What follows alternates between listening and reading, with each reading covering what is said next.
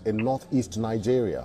The group Boko Haram has a history of using landmines and improvised explosive devices to target civilians and security forces. Often planted along roads, these devices have caused significant harm in the past.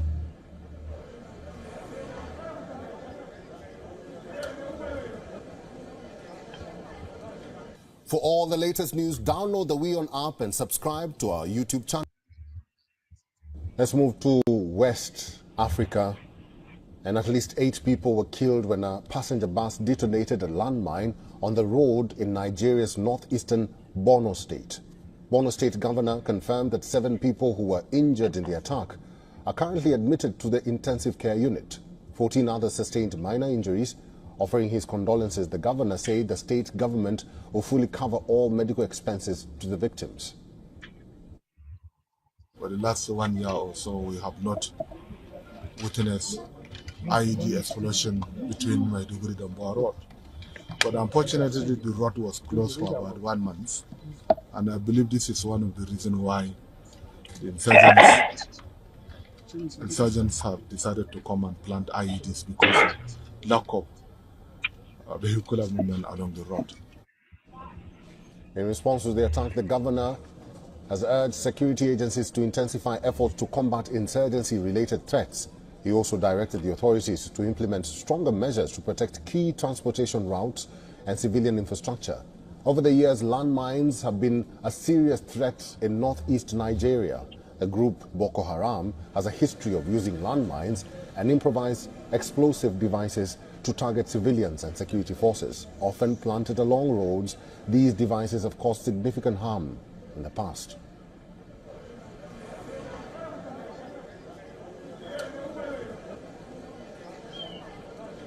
For all the latest news, download the WeOn app and subscribe to our YouTube channel. Yes, thank you. I had a temptation to use the word angel, but because no human being is an angel, I did not call him an angel. I call him a hardworking person. In politics, people must respect the truth. I must respect facts.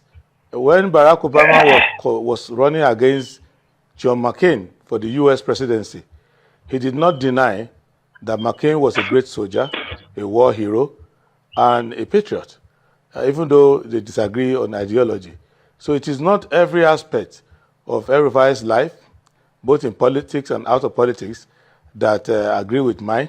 But what I cannot deny him is the fact that in every public office where he has been given an opportunity to serve, he has actually served. In the wake of his service, there will be people who are not satisfied. If you work in BPE and you want to professionally operate in that place, you have to displease many people who like to make a telephone call and get things done without due process. If you want to sanitize the FCT, you will not be the best friend of those who bid on unauthorized plots or land speculators and all of that. And if you are governor of Kaduna State and you want to use big infrastructure from limited resources, you cannot be a friend of those who believe in the status quo or business as usual. It's a very strong character. Those who love him dearly, and those who don't agree with him tend to be very passionate about it. He happens to be someone that I've always liked. I like him. Doesn't mean that now that he has joined my party, we will not disagree next week. But I have a lot of abiding respect for him, and I like him. And he looks like a kindred spirit when it comes to intellectualizing the problems of the country. So it's a welcome person to the party. I do not want to know politics to the extent that I will see a great talent and I will hesitate to acknowledge that this is a great talent just because I'm afraid of what the politics might be later. What I know that any country that has an El-Rufai needs more of an El-Rufai if we are going to get out of the doldrums. So I don't know everything he's done in APC. I've never been a member of APC or PDP. I've always been a member of the SDP. And now he's coming to my party. I welcome him, and many of our colleagues welcome him. And we've been working very hard in the background to make sure that he comes to the party with an open hand. and he gets used to our ideology, and we've been exchanging ideas, and I don't think what the SDP stands for is strange to him. It may not have been something that his previous political parties have been practicing, but it's something that when he looks at it, he knows that we are committed to it. And you know, El-Rufai is not a person driven by personal ambition. He's usually, from my experience of him, a person driven by purpose. Whether that purpose is for his own benefit or the benefit of another person, once he's committed to a purpose, El-Rufai does not look back. Maybe that's why some are jittery that their workhorse is no longer available to them. But for us, he's just an additional hand in the effort to rescue Nigeria. Right. And welcome more people of like-minded commitment to our national agenda. My stand. This dungeon. Let's do this.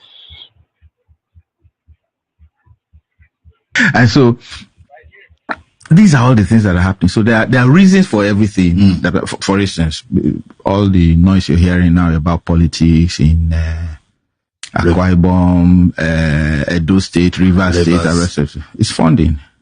Elections are coming. Who will man the purse?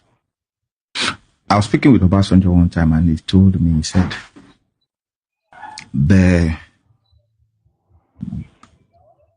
he listed some things. I said, those are the things that are necessary to find the chat. Should I find the chat? Find the chat. That will be interesting. Let's find the chat. I'm just going to read the chat. So. He said, so no, for him, it was like he thought I was going to go into politics. So he was very happy when I was talking with him. He said, Ali, I'm happy that you are now. I don't know what kind of witchcraft you practice, because I was going to ask you about the relationship with him. No, not just about him. You said he thought you were going to go into politics. I was going to ask you why. Why I did not. Okay, so no, I'll get to it. So he says, hey, wait, okay, yeah. He says, Ali, yeah, I'm going to read that. Ali, I'm happy you are catching on with politics, but you still have a lot to learn. And I said, like what, sir? He said, like how you get governors and presidents elected. So you need 7 governors to win an election.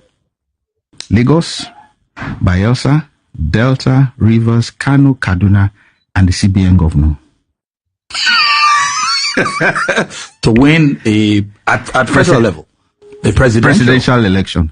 You need 7 governors. 1, Lagos. 2, Bayelsa. 3, Delta.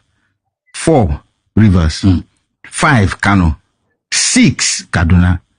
7, the CBN governor. So you just, without, even if you are a political novice, you know what all this means. Understand the permutation. Exactly. And so when I said, but Kano and Kaduna don't have much. He said, that's for numbers. For numbers. True. For numbers. He said, and what is money? That's numbers too. All right. He goes to say, you need 44 of the most popular senatorial districts. He said, you need to have awarded 10 contracts, and 15% of that contract can give you marginal impact at the polls. And you must award these contracts in your first year of assumption of office. Whoa. Because if you don't do that, then you can't ask the people for anything. Because when you give them at the first year of your getting into office, when it's time for elections, you just tell them, do you want to continue this contract, or they know what to do. He said, you must name your CGN, you must name your IGP, you must name your Controller General Customs, you must name the head of the NNPC, you must name your CBN governor. And if you want to get into the judiciary, you must suspend pending cases of corrupt past governors who are loaded. Don't forget that those guys have chests. War chests. War chests that's just sitting down waiting for who they want to align with. No matter how much EFCC milks from them, they still have plenty. These are people who were sitting on a monthly federal allocation. Don't forget that sometimes when, your federal allocation, like some states will mention, when they get their federal allocation, they don't touch it. They actually add to it because their state internally generated revenue is higher than what the federal gives to them. So if federal government gives them 3 naira, they can add 4 naira to it and spend 7. So when they leave office, EFCC can't come look for them because they added money to what federal government gave them. But you see that internally generated revenue, that is their sweat, as it's called. It's their money they generated it themselves. They can determine anything they want to do with it. Lagos State internally generated revenue is higher than what federal government gives them. Obasanjo seized it for like forever. They called this bluff. Nobody cared. They call this bluff. That's what we used to pay salaries. Just, and then it says, yes, this is the meaty part of it. Say get US or China support. Because of their businesses in your country, they would support whoever. You heard the fallout from the Senate in this thing that said how they helped Buhari to get into office and remove Jonathan. National Association of Nigerian Students. NANS. Market Women. NURTW. Unsettled the organized labor. Settle or unsettle? Unsettle. Now, organized labor is when you then have people who protest, we are not this, we are this, and we are supporting that, we don't like this, all of that. Comment, there's one more. Get 10 of the richest Nigerians on your side. And we know the usual suspects. Infiltrate opposition parties and let them decamp before election. So, you have your party, I want to infiltrate the party. I'll send my people to leave my own party and join your own party before the elections. So when the time of elections comes, they would then disrupt the whole thing. They probably will be the ones they put in charge of electioneering campaign.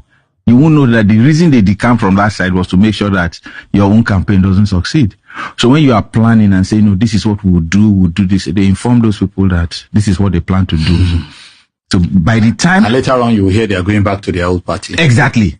Then they somebody did it when he said, he was supposed to be, I think Ashiwaju's campaign guy. Then he left to go and support the guy from Kano. Sometimes when these people say some things, you have to respect this. Infiltrate opposition parties and let them decamp before them. Buy delegates 1 year before your congresses. 1 year before the congresses, buy them. So I asked, how do you buy congresses? It's okay, so this is what you do. You know who and who will be selected as delegates. You can permutate and say, this man will be delegates in another 4 years. You give 2 of his daughters jobs in a bank. You give this other person's wife a shop in so and so place. This other person wants to go to Hajj, they go to Hajj. This one wants to do something. When the time for election comes and you say, this is the person I support, because of those people that you have given, they won't mess up. While some people are trying to raise money to give dollars to some people, you already have bought their loyalty since.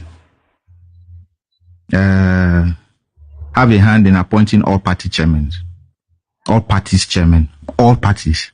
So it's not, so when you hear that 2 people are gunning for an office and you are not in the party, you call the other parties running against him, say, you want to be chairman, we'll fund you. Right.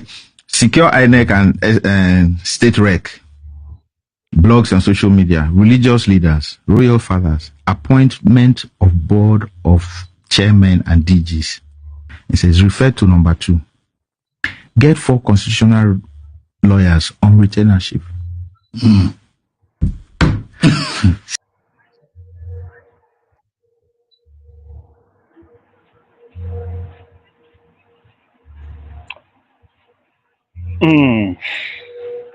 Zulum, the governor of Borno State,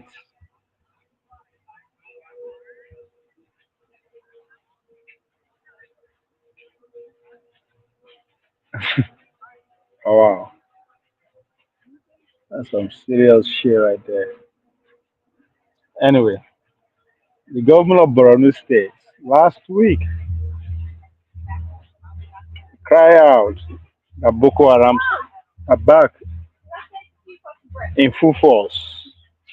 And I talked about it here last week.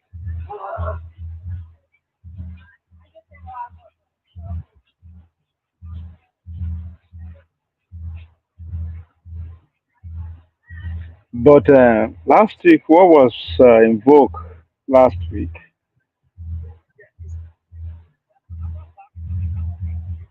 was Peter Obi's Labour Party's victory at the Supreme Court and Apapa Boa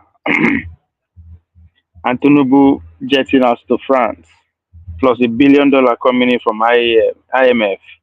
That's exactly when Zulum said Boko Harams are in town.